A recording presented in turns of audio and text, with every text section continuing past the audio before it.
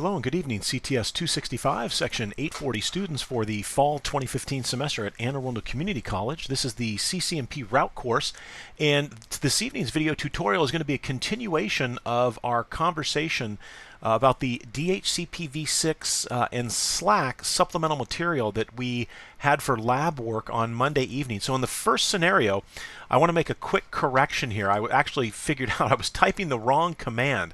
When I was typing in IPv6 ND-RA suppressor, neighbor discovery router advertisement suppress, I kept typing in no IPv6 neighbor discovery router advertisement suppress. That is the default. So this command right here is the command I needed on fast Ethernet 00, and you can see that as soon as I entered it in right here, we received, and where was that done? I'm sorry, it was right up in here. Received a router advertisement that came in from router 8, said 0 lifetime, so it was deleting it, right? And then that router will not be chosen, or is not a candidate to be chosen as a default route. So again, that was what I was trying to achieve there, was that IPv6 ND-RA suppress. So now we will only receive router solicitations from router 8. So if I were to say shut on the interface and then say no shut, and let's come over here where the debugging should be going rather, let me make sure I type that in correct. Yep, no shut. All right. So am I on the right interface? I'll say interface FA00, and that should be right. So again, we're not going to see, you'll notice we're no longer receiving, and we shut it down right here, and this is where it came back up. So again, we are sending router advertisements. We're no longer receiving any router advertisements from router 8. So that was in our Slack conversation. So now we're going to jump back in here. We're going to take a look at stateless DHCPv6, and you can see we have some of the information that we're going to be using here because we're going to have to go ahead and create a DHCPv6 pool of addresses for use on router 4, right? So, and again, I'm using fast Ethernet interfaces. We've got a Mac here instead of a PC. So let's go ahead and jump in and see what this looks like, because again, remember, so stateless address auto configuration, or SLAC, is just going to give me an address. If I want to tell the clients who are going to be requesting that IPv6 global unicast prefix from me, if I want to tell them, hey, I've got some additional information that you might be interested in that I want you to take, sorry about that, I want you to take along with the global unicast prefix, I'm going to create a pool, and we're going to go ahead and give the addresses out in this pool range, and I'm going to give them an NTP server, right, and a domain name here, and maybe a DNS server, and we'll throw them an NTP server address and a domain name, and we're going to validate this on the Mac to ensure that those pieces of information, and specifically we'll be able to validate, we should get this DNS server right here, 2001 dead beef 99::99. Again, it is stateless DHCPv6, and so ensure that router 2, in our case this means router 8, does not generate any router advertisement packets, right? And so we're using that IPv6 neighbor discovery RA suppress command on the interface. So let's go ahead and jump in here. There's a few things we're going to need to add in. So let's go ahead and take a look at do show run interface FA00. You can see that we have an IP address configured, and let's make sure we're still using, we're still using that same IPv6 address. And let me go ahead and say IPv6 address FE80::1 link local. That's probably going to generate some activity here. Again, the duplicate address detection has gone out, and you can see, right, how does that duplicate address detection work? Well, when we send out that request, what ends up happening is, and I'm having a problem seeing my cursor here. Hold on, let me clear the screen. And the address manager comes back and tells me that that address is unique. And specifically, when we see this request here, this neighbor solicitation, and what this is for is it's trying to find out what is the layer 2 information for the layer 3 address. And what else do we have here? And then again, we're back into sending the router advertisements, right? And this is our new source address, that link local address. So now we are set up the way we should be with FE80::1 as our link local. And we also have the global unicast of 2001 DB8 :cafe:1 1/64. Sorry about that. So what's the difference between Slack and DHCPv6? Well, keep in mind that with DHCPv6, you are still getting your address via Slack. But now we're going to start to talk about the managed flag and the other flag, right? And we spoke about these on Monday night. So let's go ahead and set router 1 up here as the DHCPv6 server. And again, remember, it's already getting its address and it's stateless. And this is why DHCPv6 stateless doesn't configure a pool of addresses. So you can see here, we say address pool name, but this was going to be when we moved forward for the stateful. So we don't actually need the pool because again, or we don't need a pool of addresses, I should say. We need the pool. We don't need a pool of addresses. So because again, the address is going to come from Slack. So let's go over to router 8 here. And we're going to say exit, and I'm going to say default interface FA00. So that sets the interface back to the default configuration. So there's nothing configured right now on router 8. All right, so what we're going to do now is we're going to go ahead, and the first thing that we're going to do is we're going to configure the O flag, or the other flag, on interface FA00.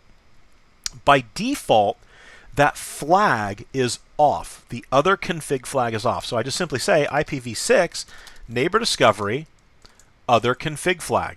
And what this is going to do now is in the router advertisements that I'm sending out to my neighbors, and you can see what just happened here, right? So we get an updated message that goes out. Now when I'm sending my router advertisements out, I'm telling, and actually let's do this, I forgot this, so do debug IPv6 DHCP, and I think we can do, oops, sorry, DHCP, do debug IPv6 DHCP, and I think it's detail I can get out of that. There we go. So we're going to be getting some detailed debugging now. And you can see here, right, set up router advertisement common. It's saying other stateful, but it's the other is the key here, right? So it's the O flag that we have turned on, the other config flag. All right, so we've got the other config flag set. We've got the prefix already set up, right? Because we already did Slack, so that's already in place. So in order to do the stateless DHCPv6, I just simply need to define the address pool. So I'm going to say IPv6 and whoops, sorry about that. IPv6 address or DHCP pool. I'm trying to remember my syntax here, and then I'll just say IPv6 underscore stateless. All right, so now what can we do in the stateless pool? So let me set up a DNS server, and I think we said, it doesn't have to be exact here. Okay, so we're going to use for the DNS server, we're going to use 2001 : DEAD beef : I think 99 : 99. So that's going to be my my DNS server. If I wanted to put a domain name in here, I could say www.ccnp.com. And if I wanted to put in an NTP server, I could say SNTP, and we used, what did we use over here? And actually, we made it the same, dead beef. Yeah, we made it the same as the DNS server here. So let me drop this in. So again, stateless. I'm not tracking any of the information, right? Any of the I have to put the address keyword in here. I apologize. Address, and there we go. And I'm not tracking, router 4 isn't tracking who he's giving addresses out to because I'm stateless. So Slack is how the address gets configured. The global unicast address is configured, right? And what the O flag does, which I've set here, it basically is telling the clients that are out there who are going to be sending me router solicitations. I'm basically telling the clients, hey, in addition to the Slack address information you got from me, which was the prefix, right, the global unicast prefix, the /64, in addition to that, I've got some other information that you're definitely going to be interested in. And what can that other information be? Well, we just saw. It can be a DNS server. It can be a domain name. It can be an NTP server. So that information has been given out. So let's come over and let's check out the Mac over here, and let's see, is anything different with the Mac? And I was hoping to get the system configuration up there. Hold on one second. I think having some issues here. I don't know why that is not opening up for us. So we'll quit. Let's see if it's going to quit.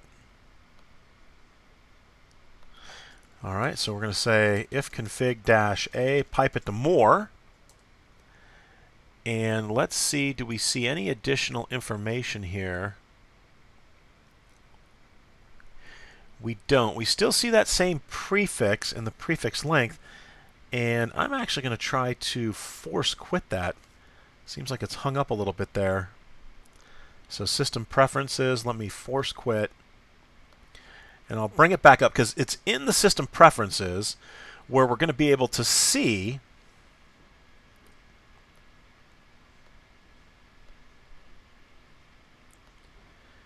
and it definitely does not like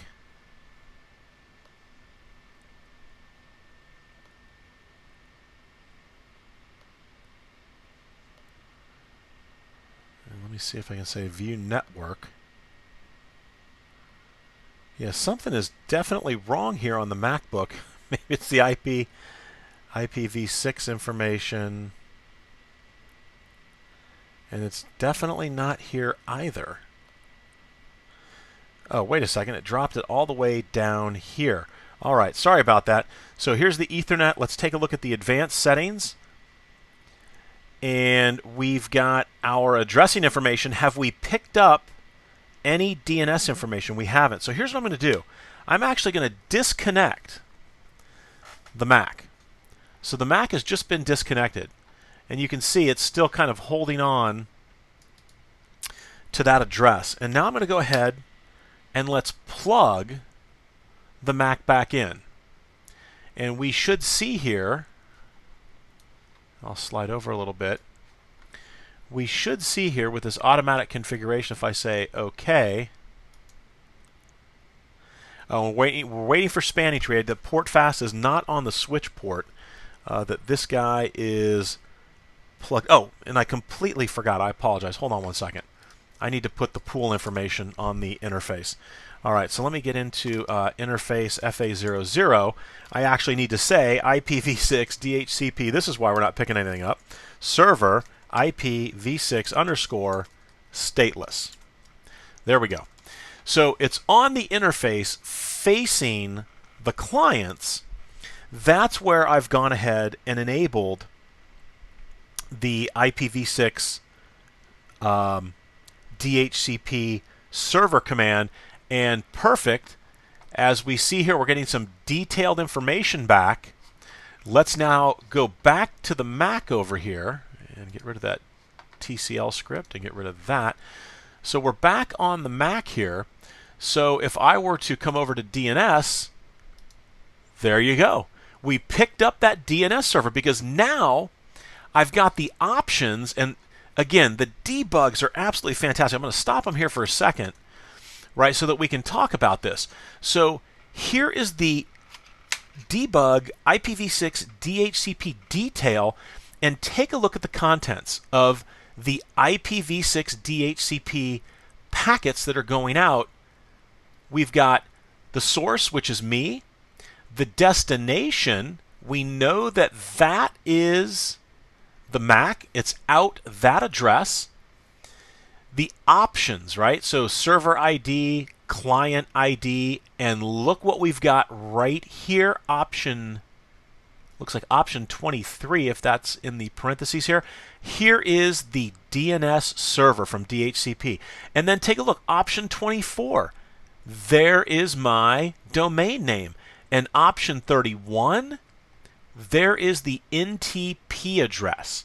So it's right here in this debug, when we take a look at the detail, where we're picking up all of that valuable information which we set with the O flag. And so we're basically setting the O flag to 1. Now, when we talk about stateful DHCPv6, we're going to be talking about the M flag, or the managed. Remember, I said think of it as sort of a mnemonic as micromanaged. Because when you're doing stateful DHCPv6, you're being micromanaged by that DHCPv6 server. And so in that instance, the flag would be 1. Here, the managed flag is 0. And when we do Slack, right, both of these flags are 0. And that's the default, is that the O flag is 0 and the M flag is 0. So right here, we get this really rich, detailed output here that our stateless DHCPv6 server is sending out this information in the router advertisements, letting everybody know, hey, I've got additional information for you that you need to request, or that you can request from me, and I'm going to give you the DNS servers, I'm going to give you a domain name, and I'm going to give you the NTP server address. And we just validated that when we look over here on the, whoops, sorry about that. We look over here on the Mac, you can see we just picked up the DNS server right there. And here we go. We've got our IPv6 addresses. So let's now work with router 8 and see how do we bring router 8 into the fold. Well, we go into global config, we go into interface fast Ethernet 00, and let's take a look here. Do show run interface FA00. There's nothing on this interface. So now if I say IPv6 enable from the previous video, is that going to do anything for me?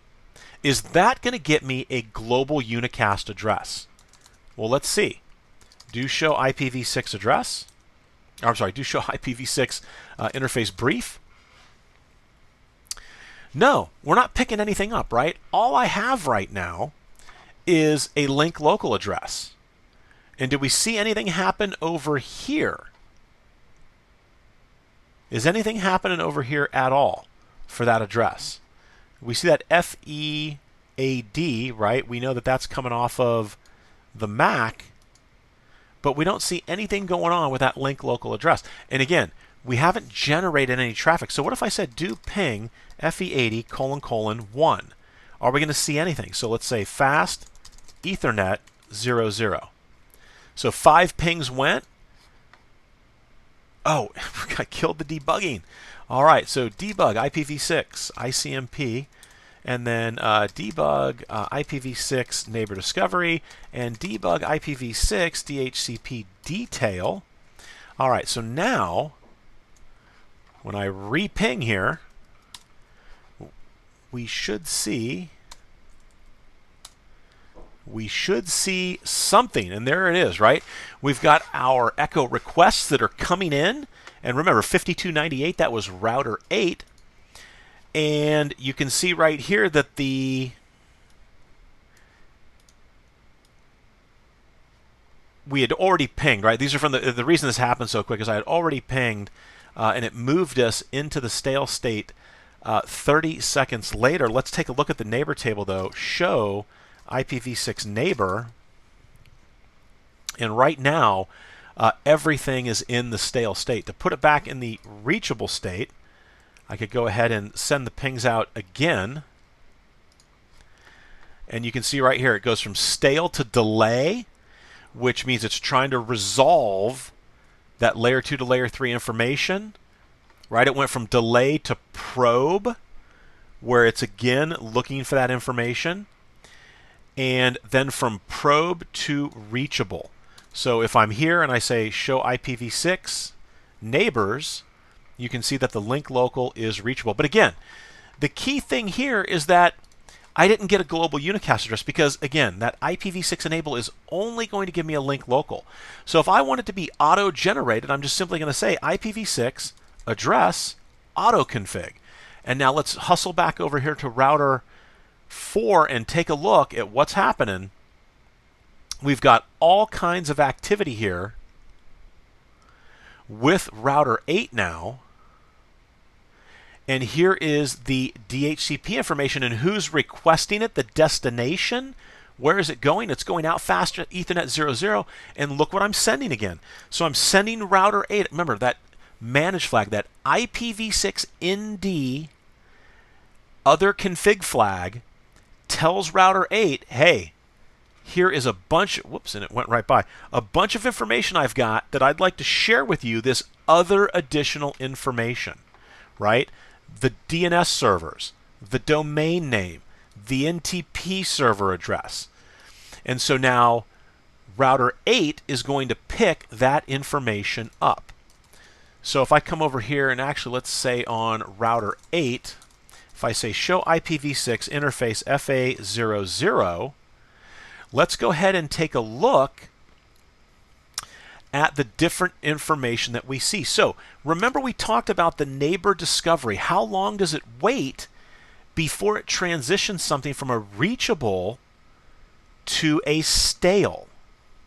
Well, here is how you see the default on the interface. So neighbor discovery reachable time is 30,000 milliseconds. That is 30 seconds. And we've already seen that, right? And we know that that works perfectly for us.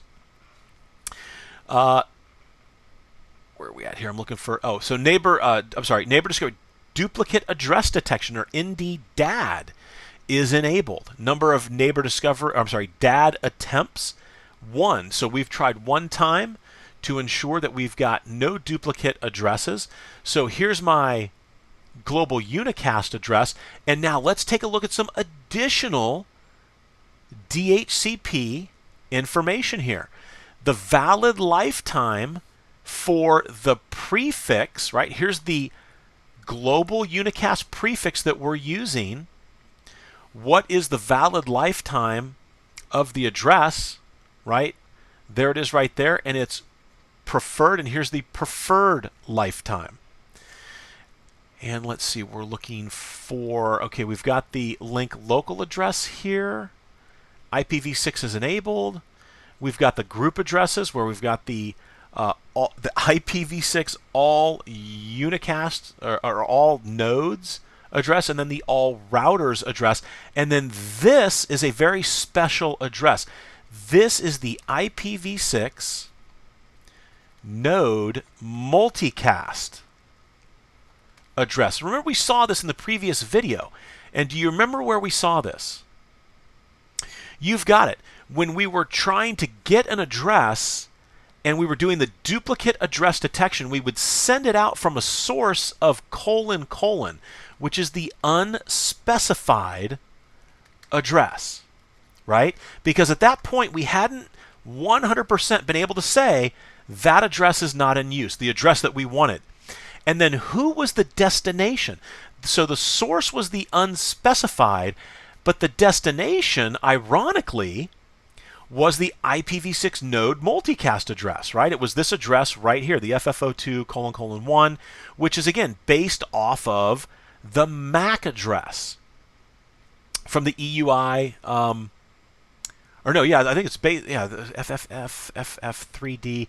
It's the end of the MAC address is how this is created, right, as to how it's constructed, and that was the destination. Because if somebody else replied back, then we've got a duplicate address issue, right? Duplicate address detection has functioned and it's found the duplicate address. However, it doesn't come back because this is unique, because our MAC address is supposed to be globally unique. Therefore, we don't have a duplicate address detection event. But that's what that address is for. All right. And here we go. We already saw this. Neighbor discovery. Router advertisements are sent every 200 seconds, right? However, we are suppressing the router advertisements here. And then what about the default router preference? Very interesting, right? So this guy is medium. However, we are not sending router advertisements, so he will not be considered as a candidate for the default router. But if we come back over here to router 4 and I say show IPv6 interface FA00,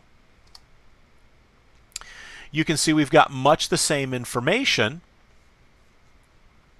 And with respect to the DHCP, and did not want that to happen. So, and here we go right here. So when you see this, hosts use DHCP to obtain other configuration. This means the other config flag is on. Back over here, what did it say? Hosts use stateless autoconfig for addresses. So this means Slack. This flag right here means that this is a stateless DHCPv6 server, right? And so that wraps up the stateless conversation, right? Not too much different. We create the IPv6 DHCPv6 pool. We put in the DNS server, we put in the SNTP server, and we dropped in a domain name. We validated that those showed up on our Mac, right?